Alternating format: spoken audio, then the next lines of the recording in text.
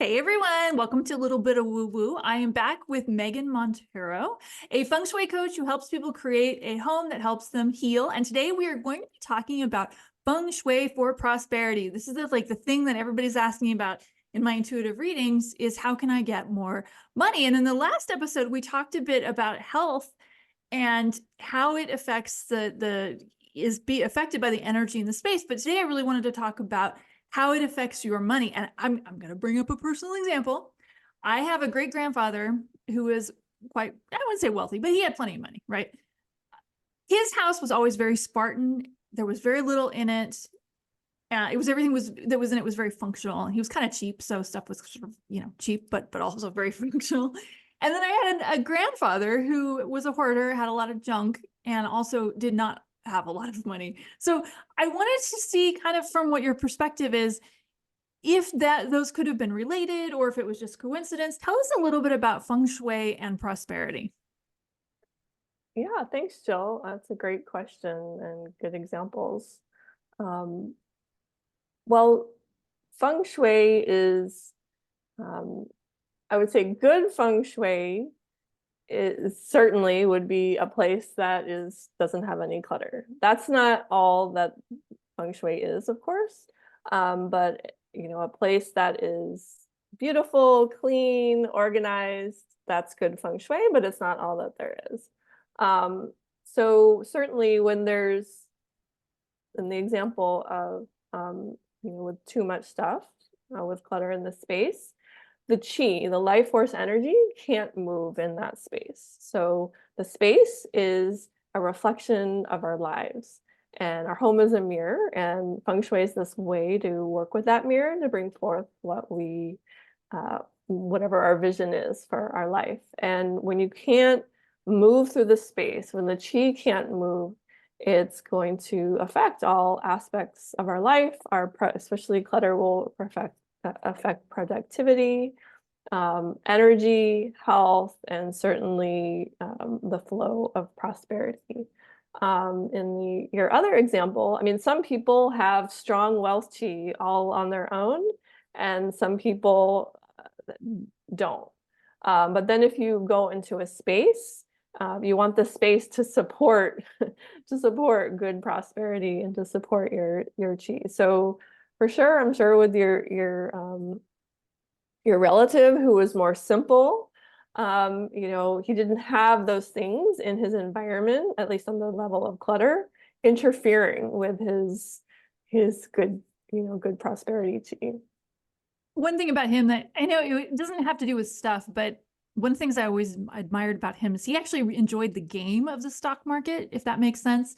And to him, it wasn't about the money. It just sort of made him a lot of it. So, but it was interesting to watch these different personalities because one person was collecting stuff and the other person was like, I don't really care about stuff. And he always had plenty. So it was always sort of interesting to see the contrast there. But when you're talking about abundance, I noticed that nature is pretty abundant. Like, how do you utilize nature and feng shui?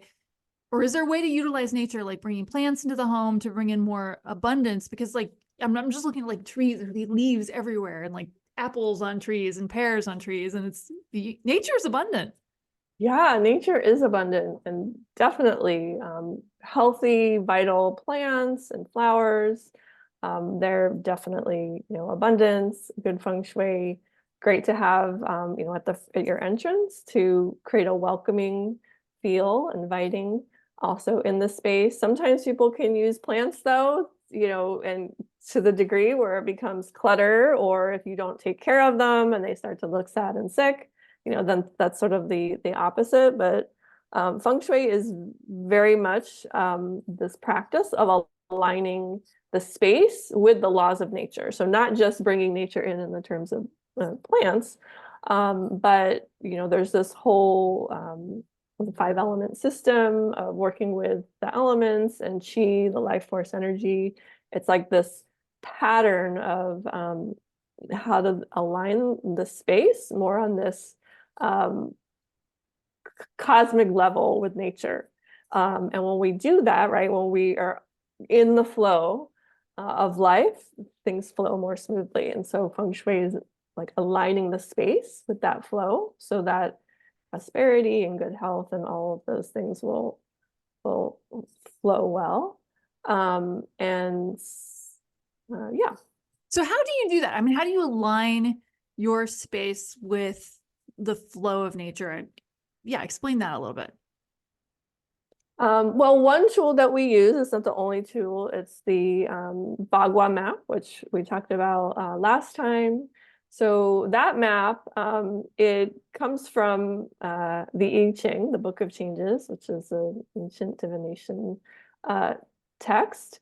And so that tool connects, all the elements, energies of the universe, to all the different aspects of our life, and shows where that all lives on the space. The map does.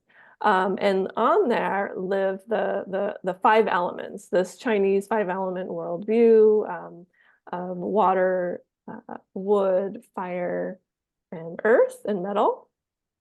And so it's like this cycles of nature. So we put this map on the space, we can read those elemental energies, and then adjust design features, just the placement of things, and do remedies to get that natural flow in sync.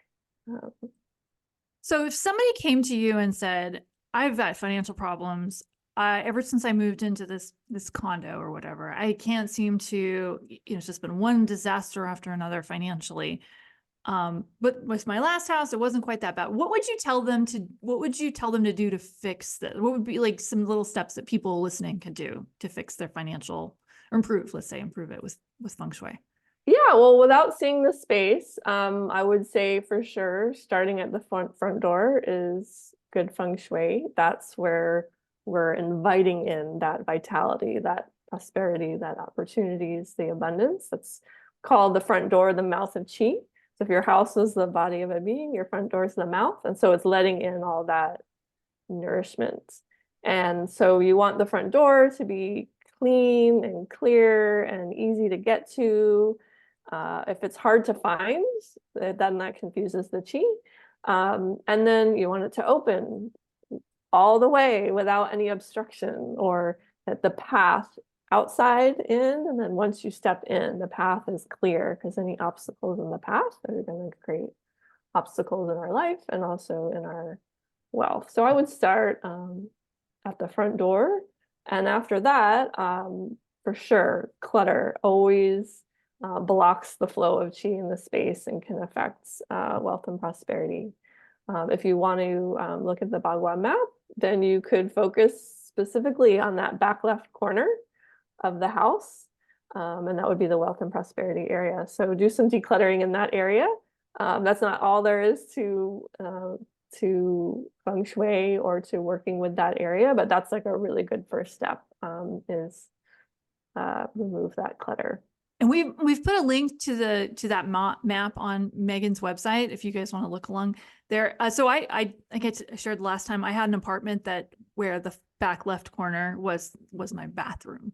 What do you do for somebody in that position where, the bathroom's in the money section? Like, what do you do? You mentioned last time putting the lid down. What else can you do?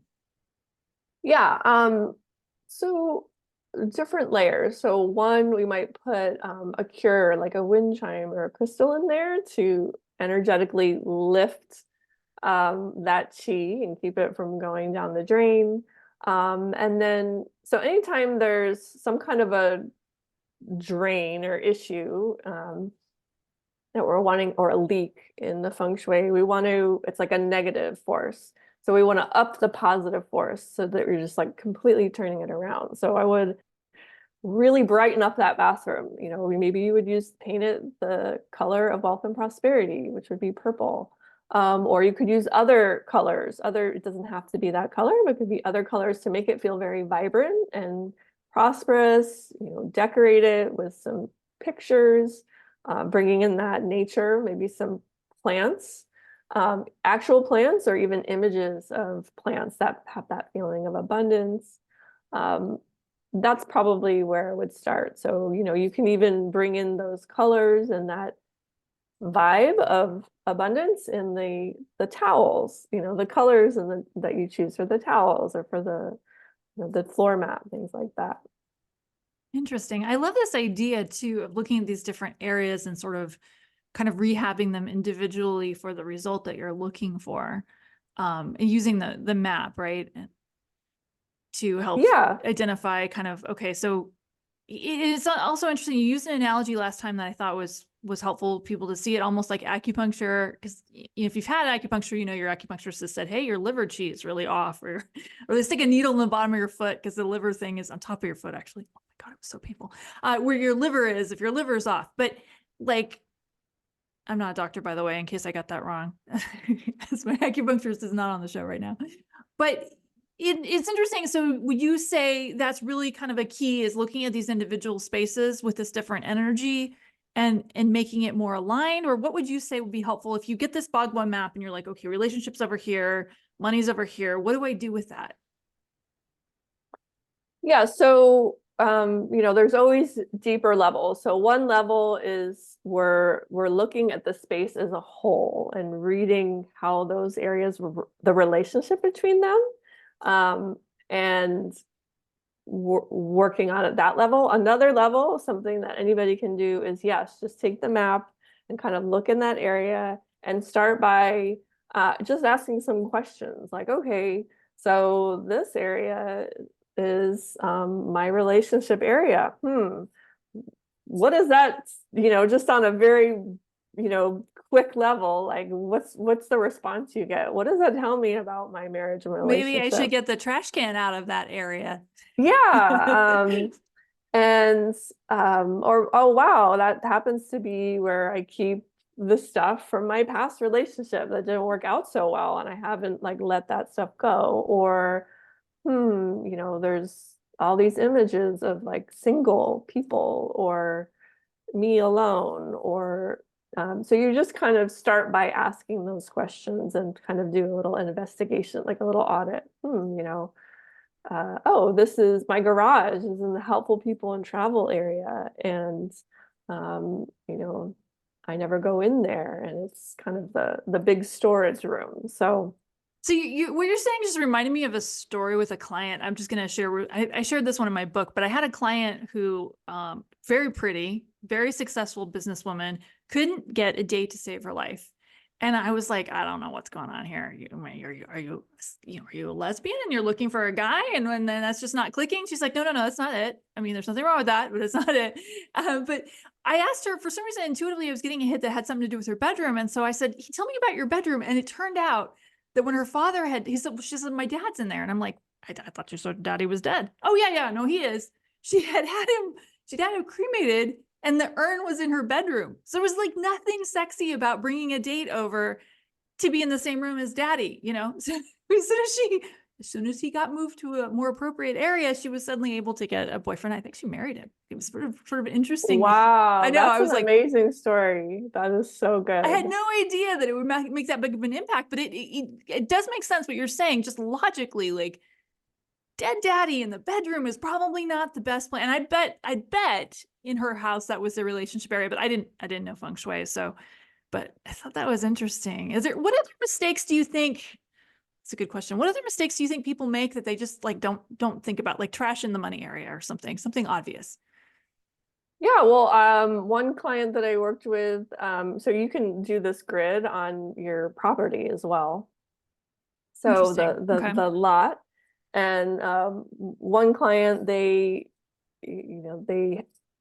hadn't lived there for very long, and they were renting, and the back left corner, the wealth and prosperity area, was just a snarl of weeds and junk from the previous tenants. It was this huge eyesore. And of course, the main thing they were asking help with was prosperity and that sustainable income, because they both were small business owners and they worked from home. So I'm like, okay, this is the block in wealth and prosperity. Hearing that was very motivating for them to get it done. So they, got rid of the junk, they did the weeding, cleared things up, and then added some, fresh plants and some beauty. And the husband landed a new long-term client, and he was a big believer of Feng Shui after that. Total So skeptic yeah, before, right? Total skeptic before. he was open, he was willing to do the work, but then Yeah.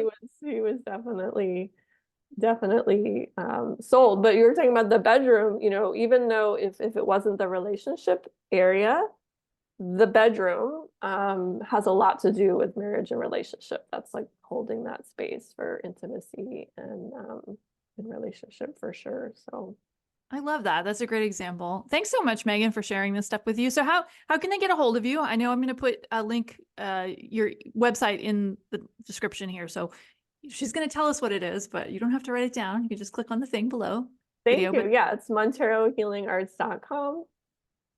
I love the name of it, Montero Healing Arts, because just you're calling feng shui, not feng shui, which by the way, nobody could spell that. I can't even spell that. But you're calling it the healing, which is kind of sounds like that's really what it is, Megan. Is there anything I left out, anything to ask that you really want people to know about feng shui? Um, I don't think so. Awesome. Okay, Thank we you, nailed Jill. it. Okay, thanks, guys. Just tune in next time. We'll have Megan on again, talk about other things. Maybe something really interesting comes up in the news. We'll have you back. So thanks so much, Megan. Appreciate it. Thanks, Jill. I Bye, guys. appreciate See you it. next time.